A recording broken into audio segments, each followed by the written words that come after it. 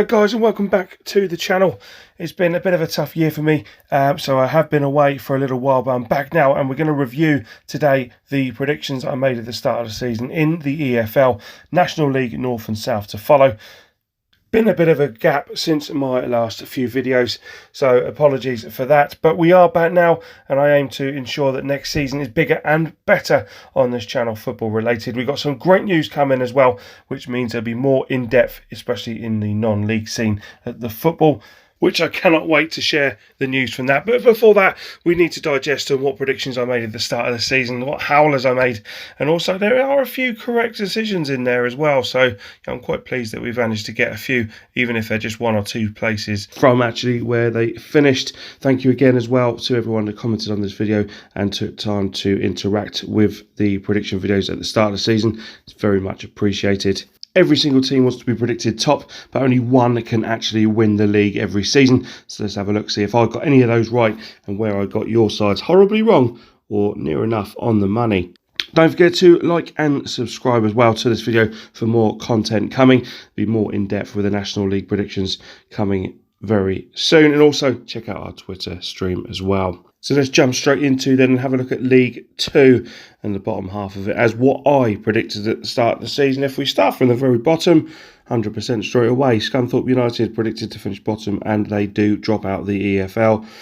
A couple in there which has caused a lot of drama in the comments, especially in 16th place. To be fair, when you do these prediction videos, you leave a lot to be desired sometimes, especially a couple of weeks before the season starts. There's a lot of players that come in afterwards. However, Exeter City done fantastic. Not what I could actually see. I thought there were a lot of stronger teams than them going into the season. Exeter defied the odds. There was actually 14 places out with them.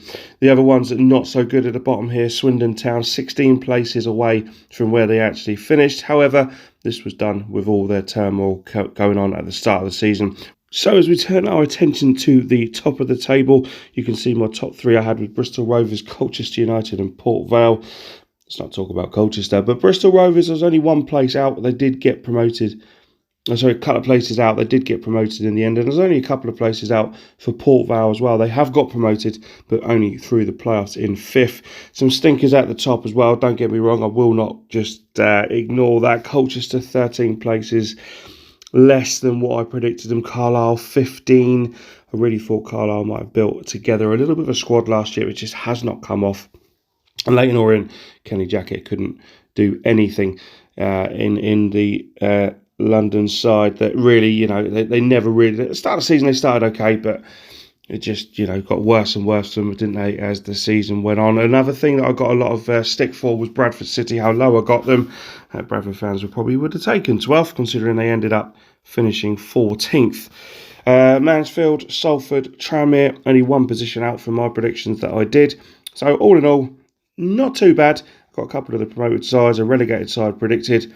You can't predict all of them, but yeah, quite happy with my League 2 predictions.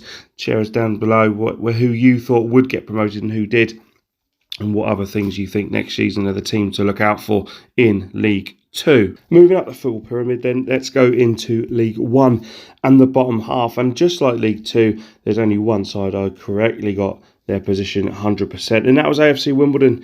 Sadly for those, in 23rd place. They do go down to League 2 next year. The other three sides I said would go down, all didn't. Fleetwood just stayed up in 20th, one place out from where I predicted them, and Cambridge and Morecambe had a fantastic season to stay in the division. Absolutely brilliant display from those. The worst one probably in that, as you can see at the moment, you can't see Crewe anywhere, and they finished bottom. So yeah, that was a bit of a howler. And obviously just at the top of that screen as well, 13th place, Doncaster Rovers. They were another side that went down. Predicted them to be mid-table, but it wasn't to be for them. And Gillingham were the other side that went, and I did put them in 18th. So not a strong position for them as well. Bolton and Plymouth, two sides which obviously defied the odds on what I predicted as well from that bottom half. Moving into the top half then. You wouldn't have found many predictions at the start of the season that didn't have Ipswich top second, or at least in those playoff places. But it was absolutely disastrous season for Ipswich, who went out and spent a lot of money last summer, especially wages-wise, to a lot of top players that didn't quite work out.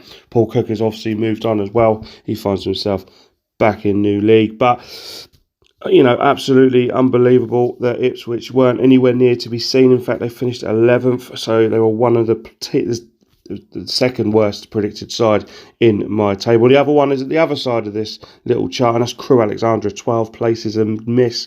I was with them. They finished bottom, not the bottom of the top half as what I predicted. Other than that, Oxford and Portsmouth only 2 places out from where they finished, and Rotherham and Sheffield Wednesday only 1 place away from where they did. But it was congratulations to Wigan in the end. They won the league, only 6 places out. I didn't even have them in the playoffs. As we move further up in to the Championship, you know, there's a lot of things that stream out there. But before we get into those, Derby County, I didn't think they'd go down with a whimper, but what they did was they nearly actually survived with all those points taken off. A depleted side, a lot of young players that Wayne Rooney used. Credit to Derby County. You know, they really did give it a fight, but they will be 2 leagues below their rivals Nottingham Forest. So you can just see at the top of the picture there, predicted them into 13th place, and that finishing 9 places higher into 4th and are Premier League bound. Congratulations to the Tricky Trees, as they deserve their place back in the top level of English football. Not too bad though from the bottom looking at it.